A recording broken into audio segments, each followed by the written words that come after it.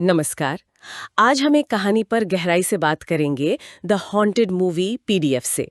ये कहानी है बेवफाई की और उसके कितने डरावने नतीजे हो सकते हैं। जी हाँ, कहानी पैट्रिक और आइरिस नाम के कपल गिर्द गिर्द घूमती है। हाँ, और उनकी जिंदगी में अजीब चीजें होने लगती हैं जब उन्हें हर जगह एक फिल्म का पोस्टर दिखने लगता है। वही पोस्टर है ना, वो पीली औरत वाला जिसकी आंखें एकदम खाली हैं। और वो भयानक मुस्कान। सबसे अजीब बात ये लगती है कि शायद ये पोस्टर हर किसी को नहीं दिखता, सिर्फ उन्हें ही नजर आ रहा था। बिल्कुल। और इसी उत्सुकता में वो फिल्म देखने चले जाते हैं। थिएटर पहुंचते हैं तो देखते हैं कि वो लगभग खाली है। हाँ, बस दो और जोड़े बैठे हैं वहाँ। और फिल्म वो भी काफी डरावनी है। एक भूत बंगले की कहानी जिसमें एक भूत पूरे परिवार को मार देता है। बताते हैं कि भूत बहुत असली लगता है, खासकर उसकी वो ठंडी सी मुस्कान। रोंगटे खड़े कर देने वाला अनुभव। लेकिन असल कहानी तो फिल्म के बाद शुरू होती है। सही कहा।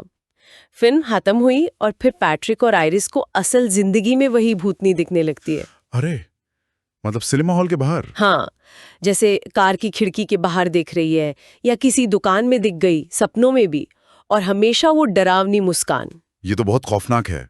और ये सिर्फ उनका वहम नहीं था, है ना? नहीं, बिल्कुल नहीं। उन्हें पता चलता है कि थिएटर में जो बाकी दो जोड़े थे, हाँ, उनका क्या हुआ? वो अपने अपने घरों में मरे हुए पाए गए। क्या? मरे हुए? हाँ। कैसे? पुलिस कह रही है कि ये आत्महत्या थी। उनका मानना है कि वो दोनों जोड़े भूत के वहम का शिकार हो गए थे, शायद किसी अपराध बोध या डर की वजह से। बाप रे, ये सुनकर तो पैट्रिक और आइरिस की हालत खराब हो गई होगी। जाहिर सी बात है, उन्हें लगा अब अगला नंबर उनका है, तो वो सीधे फिल्म के डायरेक्टर को ढूंढने निकल पड़ते हैं। ओलिवर क्रैम्सन? हाँ, और ओलिवर उन्हें जो बताता है वो तो चौंकाने वाला है। क्या बताता है वो? क्योंकि उसके पति ने उसे धोखा दिया था, वो ये बर्दाश्त नहीं कर पाई। और यहीं से कहानी का वो सबसे भयानक पहलू सामने आता है ना? बिल्कुल। ओलिवर के मुताबिक हेलेना की आत्मा फिल्म में ही बस गई है। फिल्म में? हाँ, और वो उन जोड़ों को ढूंढती है जिन्होंने अपने पार्टनर को धोखा दिया हो। अरे, तो वो पोस्टर सिर्फ हाँ, पोस्टर सिर्फ बेवफा लोगों को ही दिखता है। और अगर वो फिल्म देख लें तो हेलेना का भूत उन्हें सताता है, तब तक जब तक वो अपनी जान न ले ले। एक तरह से बदला, बेवफाई की सजा। हे भगवान, ये जानने के बाद पैट्रिक और आइरिस, उन्होंने क्या किया? वो टूट जाते हैं, एक दूसरे के सामने अपने पिछले धोखे कबूल करते हैं। पता चलता है दोनों ने ही पहले रिश्ते से बहुत संबंध बनाए थे। ओह! वो रोते हैं, माफी मांगते हैं, कसम खाते हैं कि फिर कभी ऐसा नहीं होगा। और क्या भूतनी मान जाती है? उसी रात वो फिर दिखती है उनके बिस्तर के पास, लेकिन इस बार उनके कबूलनामे और माफी के बाद वो गायब हो जाती है। तो उन्हें लगा होगा कि चलो बच गए, माफी ने काम कर दिया। हाँ, ऐसा ही लगता है। पर कहानी यहाँ खत्म नहीं होती। नहीं। 2 साल बीत जाते हैं। पैट्रिक अपने काम में बहुत बिजी हो जाता है। आइरिस अकेला महसूस करने लगती है। अच्छा, फिर? और इसी अकेलेपन में एक कमजोर पल आता है। आइरिस कॉलेज के एक पुराने दोस्त को किस कर लेती है जो उससे मिलने आया था। ओह! उसे फौरन अपनी गलती का एहसास होता है। उसे पता है कि उसने फिर धोखा दिया है। और इसका नतीजा?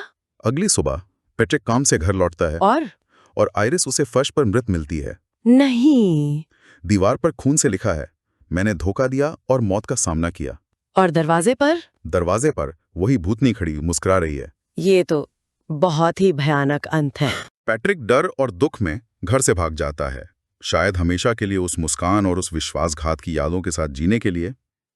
तो क्या है इस कहानी का सार? मतलब क्या सीखने को मिलता है? देखिए, ये कहानी बेवफाई के नतीजों और अपराध बोध की ताकत को बड़े ही डरावने अंदाज में पेश करती है। हाँ, वो हेलेना का भूत सिर्फ भूत नहीं लगता। बिल्कुल, वो बेवफाई के जहर का, उसके विनाशकारी असर का प्रतीक बन जाता है। कहानी दिखाती है कि कैसे एक गलती सब कुछ तबाह कर सकती है। और शायद माफी भी हमेशा अतीत के दाग मिटा नहीं पाती। सही कहा। तो सवाल ये उठता है कि क्या कुछ गलतियों का साया वाकई हमेशा हमारा पीछा करता है? और ये भी सोचने वाली बात है कि क्या वो भूत सच में हेलेना की भटकती आत्मा थी, या फिर वो पैट्रिक और आइरिस के अंदर का अपराध बोध और डर ही था जिसने आखिरकार इतना भयानक रूप ले लिया? ये सवाल वाकई सोचने पर मजबूर करता है। अगर आपको ये वीडियो पसंद आया तो वीडियो को लाइक करें और चैनल को सब्सक्राइब जरूर करें। और यही कहानी अगर आप इंग्लिश में सबटाइटल के साथ देखना चाहते हैं तो मेरे इंग्लिश चैनल स्टोरी ग्लाइडर को जरूर चेक करें। मैंने चैनल का लिंक डिस्क्रिप्शन में दे दिया है। वीडियो देखने के लिए आपका बहुत बहुत धन्यवाद।